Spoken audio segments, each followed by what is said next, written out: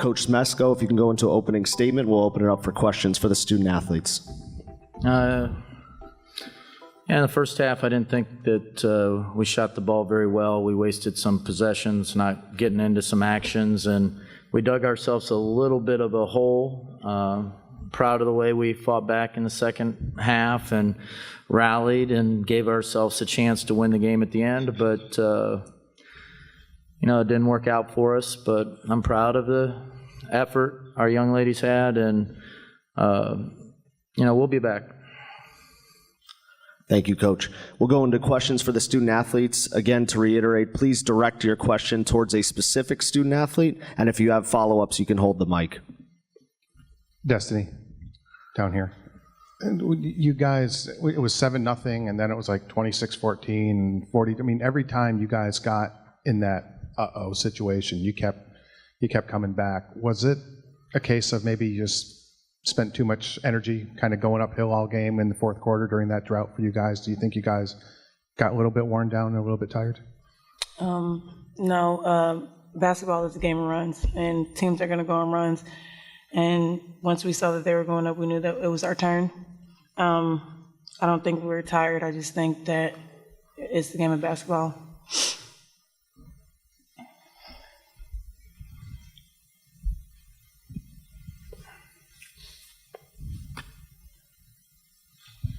Destiny, this was your first NCAA tournament appearance. It felt like in the third quarter when you guys were really going on that run, you could see the emotion in the team. Was that the most fun you've had on a basketball court, shining on the brightest stage?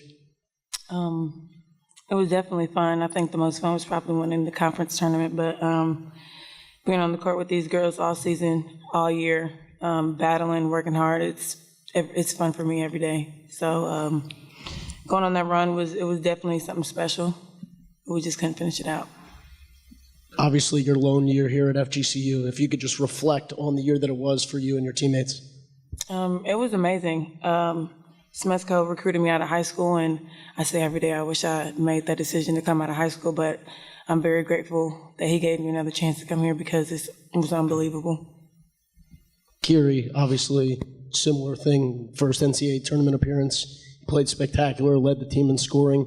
Is that why you came back to FGCU for moments like that? That's a part of it.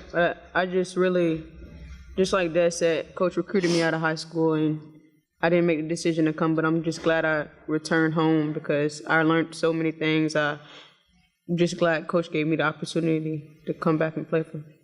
You said last week that this may be the last game that you played with FGCU. Have you had any more time to reflect on that decision?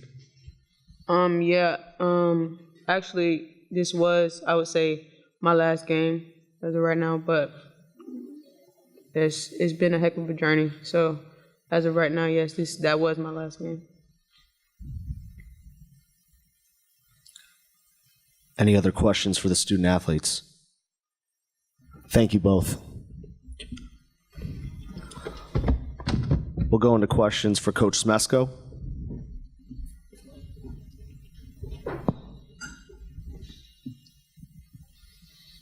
Karl, you guys hadn't been down double digits too many times this year. Where do your kids find the poise? Because again, I know you try to play up as much as you can, but that's months ago. Were you surprised at how well they hung in there, especially when it looked like it was getting away a little bit in the third? No, I thought we were capable of playing better, and I think everybody on our team thought we were capable of playing better, and we just needed a little bit of a spark, a couple made shots to really get things going. And I fully, we call it a second half surge, but we fully anticipated that second half and that third quarter that we were going to make it a game, and give our players credit. They made a lot of plays in that third quarter. We talked a little bit yesterday too about the parity, and I'm not sure how much of other games you watched today, but 12s were scaring 5s, 15 was scaring a 2. Obviously, you guys tonight, and you're not a 13. Everybody in America knows that. But is this the way it's going to be in women's basketball now, where in this first round, anybody pretty much can beat anybody? Well, yeah, I think the teams, the 12s and 11s that are, the last at-larges are really good conference tournament champions who get those positions. They can beat 4s and 5s. the system of ranking teams and RPI, it definitely favors bigger schools, and that's what puts you in a position where, you got to be on the road like, we were. But this is what we want. We want to be in this tournament. We want to have a chance to win.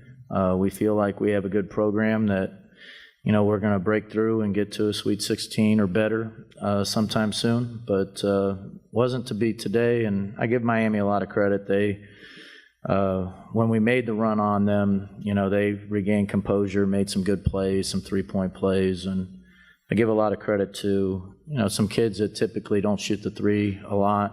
We dared them to shoot, and they knocked it down, so I give them a lot of credit for making the plays they needed to. Carl, you mentioned that it was a road game, but just the fan support here from FGCU, what were your thoughts on them, specifically in the third quarter when you guys went on that run? I could hear them, that's for sure. They were loud, they were with us. We brought a lot of people here to the game. I thought, and Miami also had a lot of fans here. I thought it was a great atmosphere for an NCAA tournament game. It's hard for our players to appreciate it right now because they're disappointed that they're not moving on. But when they look back at it, when you have that much energy in a building and play a game that level, it's something special. The 1-3-1 zone that they ran gave you guys trouble in 2017. It seemed like in the second quarter, it made it really tough on you guys. What is it about that zone in particular that makes it difficult on your offense? Well, I would say two things. One, they've got really long athletes that it's tough to pass the ball around. And two, we didn't follow the game plan for a little bit, and we did the opposite of what we said we were going to do. And give them credit. They put pressure on you, and then you make those types of mistakes. But that was definitely a situation where we wasted too many possessions against a 1-3-1 where we didn't get the kind of shots that we wanted, and that helped them get to the 12-point lead. Last one for me. The two women sitting to your left that are now gone, they won't be back with FGCU, at least according to Keri at the moment.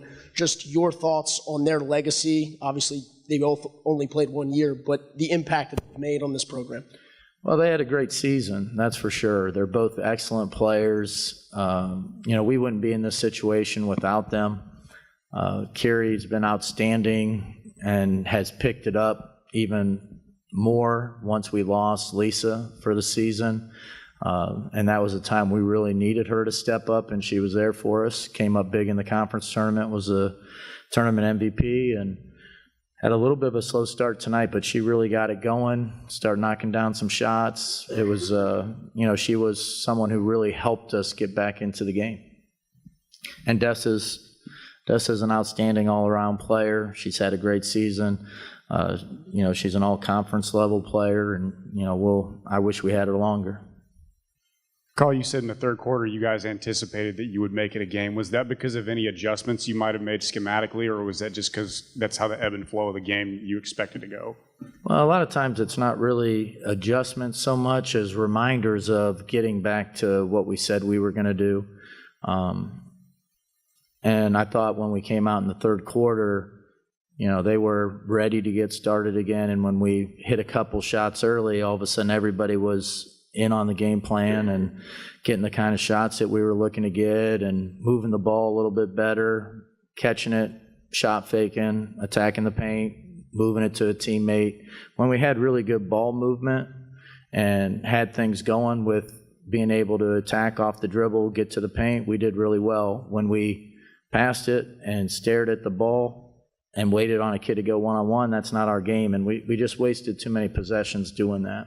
You might have just touched on this a little bit, but we noticed that you guys did look a little bit confused in your half-court offense there at some point, I think in the second or third quarter. Did you have any conversations with the girls about wanting to push the ball more? Well, we wanted to push it every possession. We wanted to put pressure on them in conversion every possession. And, as there were a few possessions on offense where, we got out of position and didn't talk to one another to run the actions that we were looking to run, and that costs you. You you're playing a really good team. We did a pretty good job on possessions. I mean, we forced more turnovers.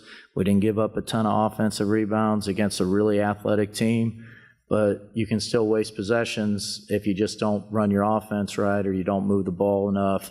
And that was how we, even though we had a possession advantage, maybe we wasted too many where we didn't really execute our offense the way we wanted to.